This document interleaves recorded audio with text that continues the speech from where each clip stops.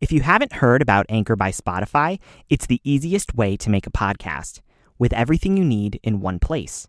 In fact, this season of Millennial and Pregnant was produced and hosted on Anchor. Here's what I love about it. Anchor has tools that allow you to record and edit your podcast right from your phone or computer. This made it easier for me to edit my episodes on the go.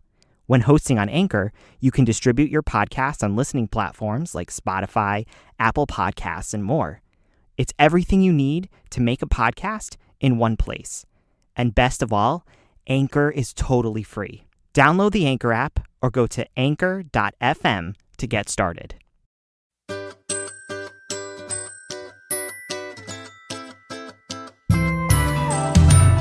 Hi, I'm Fatima. I'm Brian, and you're listening to Millennial and Pregnant.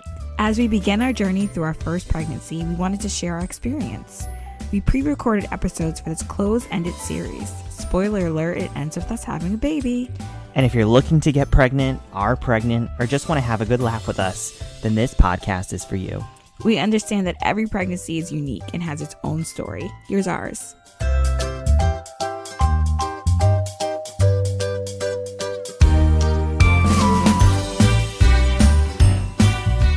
So Fatima, how are you feeling this week? I'm feeling good. Just a little tired, which is to be expected. But other than that, I can't really complain. No, I know you've been dealing a lot with your acid reflux lately. Okay, so I can complain. Everything and anything makes me like have acid reflux. It doesn't matter. And I guess, that's just the nature of pregnancy. It's pushing all your organs and your space, the space that your stomach has to expand for acid and stuff. It has nowhere to go. So it just comes back up. So Brian laughs at me because I constantly am like burping and all this other stuff. And so, yeah, it's been entertaining for him, but not so much for me. I know. It's just hard to figure out. I can't complain. It's just hard to figure out what we can make for dinner that won't affect. Yeah, I kind acid of, reflux, it's just everything. But we just don't care. There are certain things that obviously will cause it more, things with acid in it. Anything with red sauce or red onions, I try and limit, but those are like my favorite things. So I'm not going to deprive myself. I'll just deal with the consequences afterwards. So this week, we are going to talk about something really exciting. We're going to talk about our 23andMe Health and Ancestry Kit, which something that we wanted to do. When we found out that we were having a baby, we not only wanted to go into our ancestral backgrounds, but also learn what our kids may inherit from our DNA. Yeah, I think that was it was very important. I was talking about this actually with my siblings for a while because we were just, you probably people hate to get that question. So what are you? But sometimes you wonder, okay, what is my background? I think your family or your uncle spends a lot of time tracing your ancestry and stuff all the way back to France. And I didn't, no one really in our family had done that. So we wanted to kind of do that tracing. And with these services, it makes it a lot easier now. Exactly. And when someone says, what are you? You're not just your ancestry. You're also the rest of your genetic makeup is your traits and what you can pass down to your kids and stuff like that. So that for us wanting to know what our kids might have is what we're really, important. And so we went with 23andMe because their genetic health risk and carrier status reports meet FDA criteria for being scientifically and clinically valid. Their genotyping is well established. It has a reliable platform for analyzing the DNA, and their ancestry percentages are derived from powerful, well-tested system that provides us with ancestry estimates down to the 0.01%. It was so weird looking at the ancestry and seeing 0.01%, which is small, but it's still from those countries or regions that you're like, wow, that's very interesting. So we're going to walk through all of the reports, areas that we got back, including our carrier status, genetic health risks, traits, wellness, and then ancestry. So we'll dive right into the carrier status. And the carrier status section is it allows us to learn whether or not we have specific genetic variants that may not necessarily affect our health, but could affect our children's health. And so with carrier status, a carrier means that we would carry one genetic variant for a specific condition. They don't typically we wouldn't have that condition, but this is something that would be passed down to our kids. So if we were both carriers of something, our kids have a 25% chance of having that genetic condition. Remember those genetic squares that you draw in, and, you know, putting the dominant and the recessive gene at the top and on the sides, and then, you know, there's your 25% chance. And some of these reports included cystic fibrosis, sickle cell anemia, and different hereditary hearing loss. So was there anything in your carrier status that was surprising? No, I honestly no. And I think that we probably had a good handle, our family, over like that, you know, the health part of our history health part. So I kind of was expecting not to really be a carrier or detect anything, which was in line with the report that I got. I think it's also important though to note that, like, even if you're you know, you're not pregnant yet and you are planning to become pregnant and you get these reports, obviously you should be talking to your healthcare provider and seeing, like, what does that mean for my child, and what can we do to better prepare for it in case they do, you know, you have that increase. We said 25%, it could be higher, have that increased risk of getting something. So don't let this deter you. And I think, you know, our report was like, okay, if we got it, like, it is what it is. We're going to see what happens. It wasn't going to stop us from having children, but I think it's important that you talk to someone, a professional, about what these results mean. But for me, there was nothing that was detected, at least for the ones that were listed in there, as far as being carriers of it. Yeah, and the same for me. And when we first got those reports, and it was almost a little scary going into the carrier and then genetic health risk, because you're like, what could I possibly have? And they're testing for certain variants in the DNA, so it's not necessarily 100% accurate. I want to say 100% accurate, but it's not necessarily a diagnosis to have that or to be able to pass that down. But it was sort of relieving to see that, what is, you know, out of the variants they tested, that, you know, we weren't carriers, and that's just something good to know going into starting our family. So for our genetic health risks, this section let us learn whether or not we have specific genetic variants that can influence our risk for certain health conditions. So this is, again, they're not for diagnosis, because factors like lifestyle, environment, genetic markers, they're not covered in the test, but they will play a role in whether or not you're susceptible to various genetic health risks. And some of these reports included celiac disease, late onset Alzheimer's, and Parkinson's disease.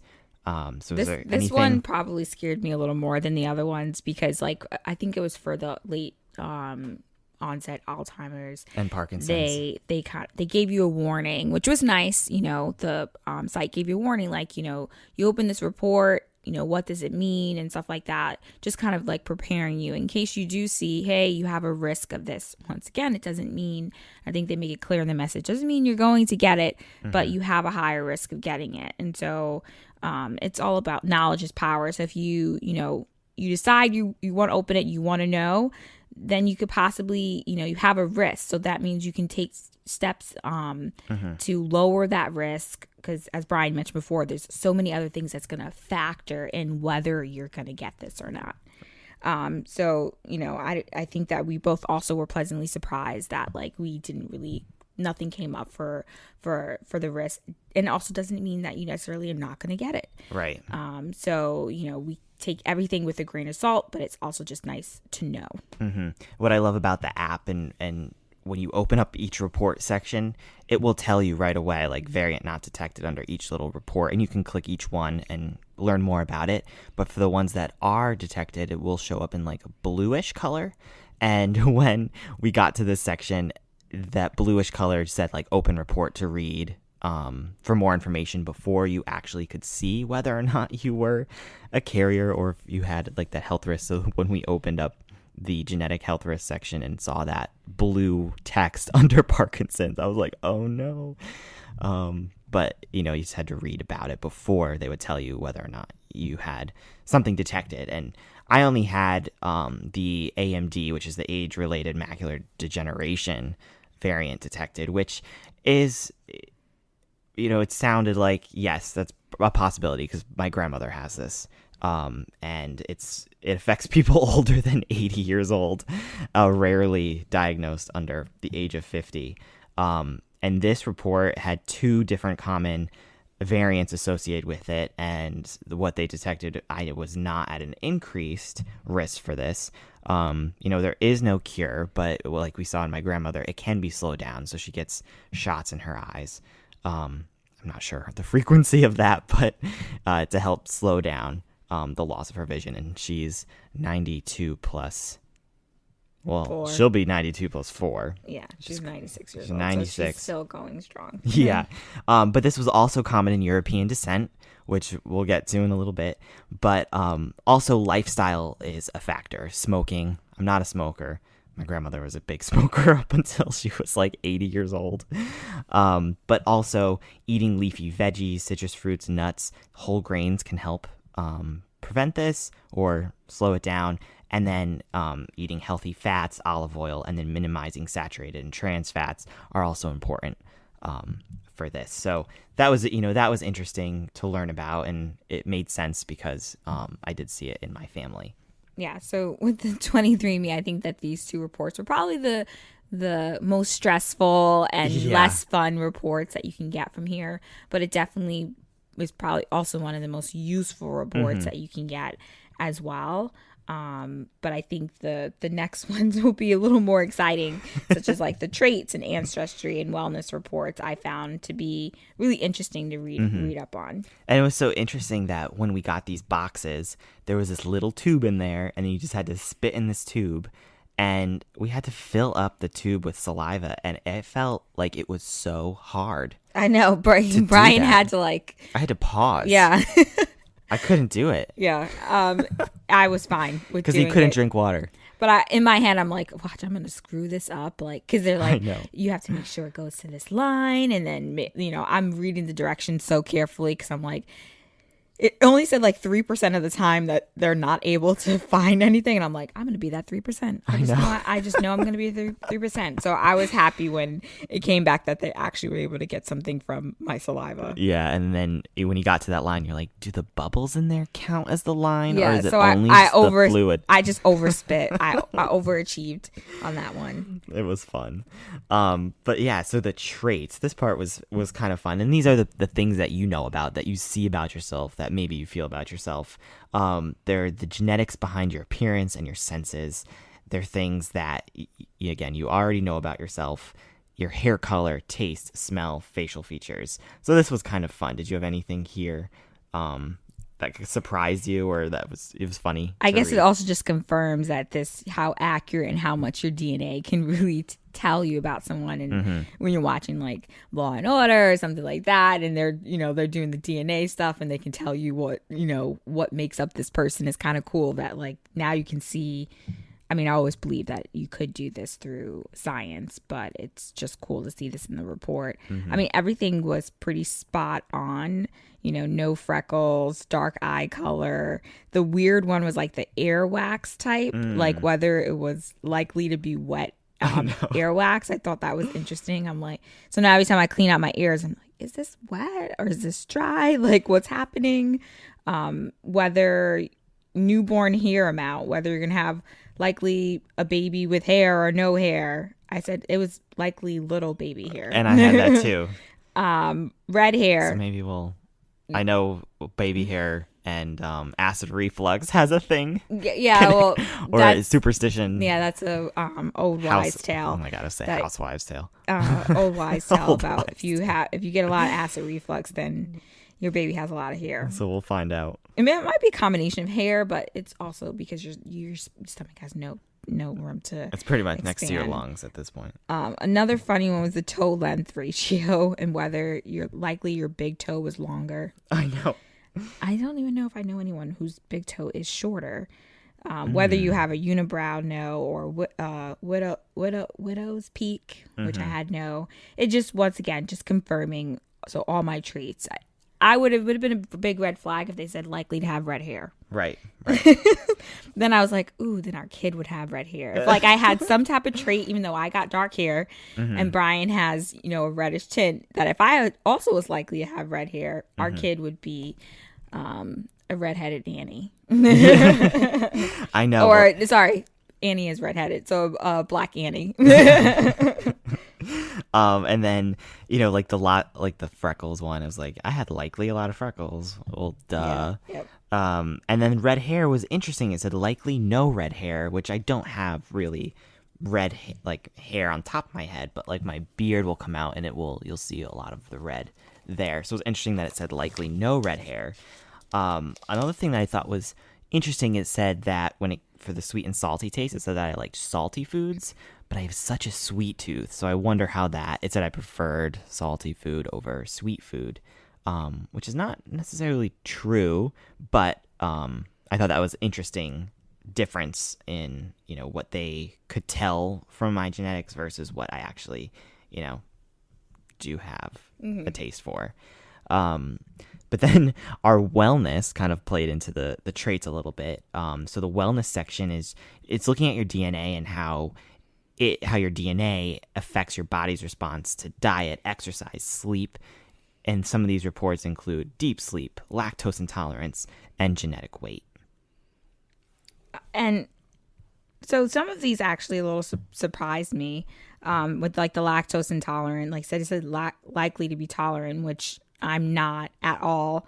But then again, I'm thinking about my siblings and stuff like that, and not all of them are like me. So once again, taking this with a grain of salt, although I'm likely not to have it, somehow I still received it. I was really proud of, like, they do this muscle composition wellness report.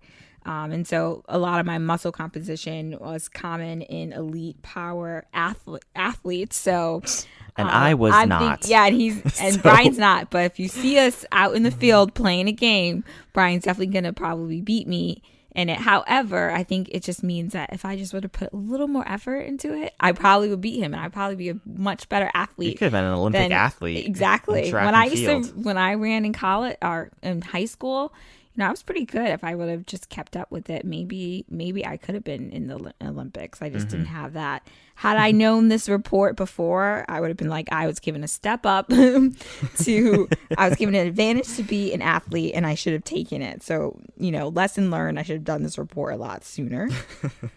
And then the other one that I just found was funny was like just the sleep movement and the deep sleep. I was likely to move more than average, which is very true. Especially now, just because you're just trying to get comfortable. But I normally do. I do move around a lot in my sleep, and like likely to not go into a deep sleep, which is true. Like anything would really wake me up from my sleep. I've never, except one time back in college, where I did not wait. It took me forever to wake up from a fire alarm. But other than that, like I'm pretty spot on with waking up with noises. I don't really go into deep sleeps. I know. And then I also wasn't a deep sleeper. However, my sleep movement was very little movement, which I think is true.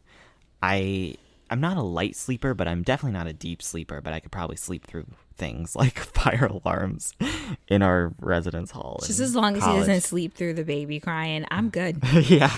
and then sleep movement, little movement. I could probably sleep in the same position all night, unless I get up if I'm warm. But another thing I thought was funny was the caffeine consumption, and it said likely to consume more caffeine. Yeah. Which is very accurate. Yeah. Now. And then, oh my gosh. And so this is the fun part, the ancestry section. There is so much information in the ancestry section. Talks about the different countries, the generations, how all the different variants in your traits, and all throughout the generations, which was really cool. And so with this section, it can go back to, you're looking at, you can go back to more than 1,000 years ago, up to 60,000 years ago.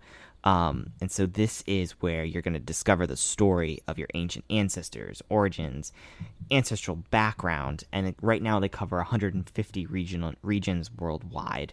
You can trace back to specific groups of individuals, so your haplogroups, and then you can also see how certain populations were passed down through the generations, which is really cool. So what really surprised you, Fatima, in this? Or was there any surprise? Well, what I really love about this report is that it shows you, it lights up the map for you to let you know like how many areas around the world you're actually in. And my map was lit up. Like everywhere except for Australia. And what is that? I'm I think really bad and that's like the Middle East. in the middle. And like South Asia. Yeah. But other than that, I had a piece of me was pretty much everywhere, which is really cool. And it's kind of what I've gotten. I always hated that question too. And I knew that my family wasn't 100% of anything. But I couldn't say, oh, my mom is 100% this and my dad's 100% that. So that makes me half and half of this. I just knew that we had a lot of different backgrounds, and, we had cousins and, with blue eyes and dark hair. And, you knew that there was some type of like mixture and stuff and all around in our family. So I was really expecting to really be, having the map lit up as much as it did, and just getting, that annoying question of what are you? I'm human. But I guess like where's your ancestry background? So a majority of it was in the sub-Saharan African. That was majority, but I had European in there, British and Irish, East Asian, Native American, Western Asian, North Africa. And it was really weird because I have an unassigned piece that I guess having 1.4%, which I guess they weren't able to like exactly pinpoint. However, we did get a notification that they have been updating, or they will be updating this. So maybe they discovered what that additional 1.4% was. But this was not surprising to me. It actually just kind of solidified what I thought before, in that we have what makes up me is a lot of different things, and it was really cool to see. But Brian, on the other hand, also not surprising that I am the whitest person ever. Yes, because I came in at 100% European. Yep. Which we knew. Yep. Because my great grandmother was born in Scotland. My grandmother, my dad's mother, her side is English, and then my dad's father's side is French, and then my mom's dad's side is also somewhere in Europe, whether it be Scottish, Irish, Polish. So, well, didn't you think something was surprising? Because your dad thought that there was a portion of his dad that was Native American.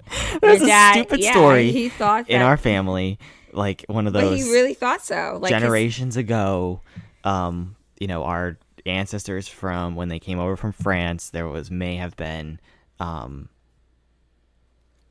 Somehow Native American got into our family, which is somehow I don't know how. Which I don't, because they all tan. Your dad has a very like olive. No, but he has a very olive complexion. He does. That, I guess there's some could be the Scandinavian. There's some regions of Europe would have like a very olive complexion, but he does have like some the Marquis side. There's a lot of especially your dad, for whatever reason, he gets a very olive complexion. So that's kind of what the reason why he thought, and probably other talks and stories and whatnot. But I know it was funny. But so then we kind of proved that was not really. That was not true. That was not true unless my point. What was it? Point. So, Brian lies to you. It's not 100%. It's 99. It's 100% European. No, but like don't you have a unassigned? No. I really thought you had one. Oh, okay. No, I'm 100% Europe. I thought you had an unassigned piece. I thought so too, but I think because they've been updating it, I think it changed a little bit. Okay. See? Oh, they added Poland. See that? That's new. Right. Yeah. This is some breaking news, people. We have some breaking news. I haven't looked at this in like a week or so. it now says Poland.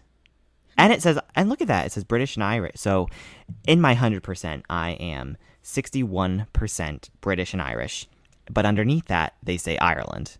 So I think that means... You're Irish, mostly Irish. Oh, yeah, from the Celtic, Saxon, and Viking ancestors. It was funny, I was reading something, you know how we're talking about red hair, that if you don't have red hair on top of your head, but you have red hair that comes through in your beard, you are likely a descendant from the Nordic people, the Vikings. I see. Which is so interesting.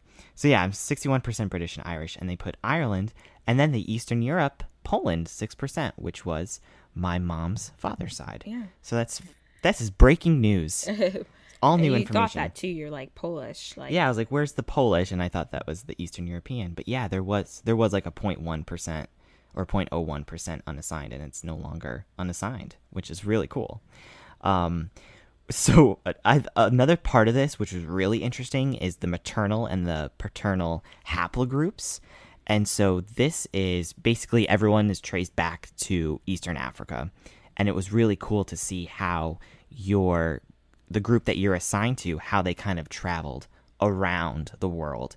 So on my maternal haplogroup side, they went from Eastern Africa to the Arabian Peninsula, through the Middle East, and then to Europe, which is cool. So they can trace that about 15,000 years ago. But then on the paternal side, they can trace it. It's similar migration pattern with the maternal group, but they can go back 30,000 years ago. So that was really interesting because it all shows that we all came from this one part in Africa, and how, looking at Fatima's groups and looking at my groups, how hers kind of stayed in Africa for the majority of the time, whereas, my haplogroups kind of started to descend outwards into South, whether it be Southeastern Asia or Southwestern Asia, and then, into Europe. So that was really cool. This was such an interesting and fun thing to do, to learn about us. Yeah, and now you're able to give this to your kids, and they can figure it out. I mean, I don't know what their suggestion is of like the kids. I guess for the wellness reports and stuff, they'll that'll be a benefit for them to do again. But at least they know kind of like their genetic makeup, and and it's really important to, with us being a mixed couple, and for our children to really know both sides. Whether society wants to say that they're either black or they're white or they're mixed or whatever it is, they can understand the background of like both their parents, and this is what makes them up.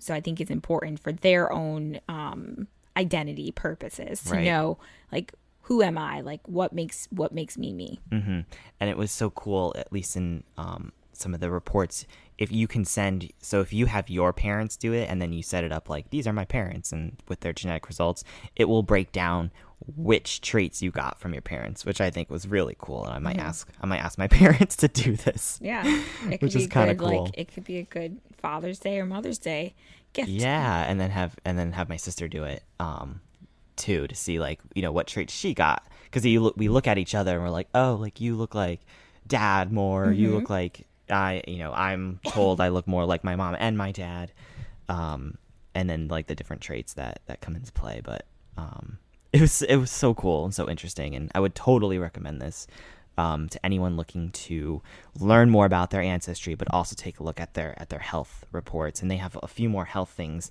that they're getting added, and they're always constantly adding to it, and the reports only get more accurate when more people do this. So it's really interesting.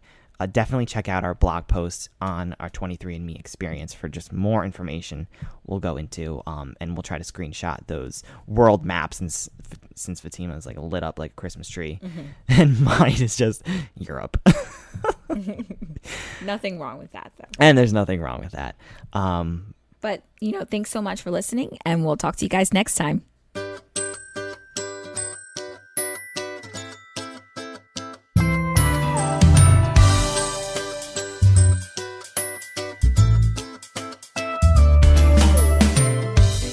Thanks for listening to another episode of Millennial and Pregnant.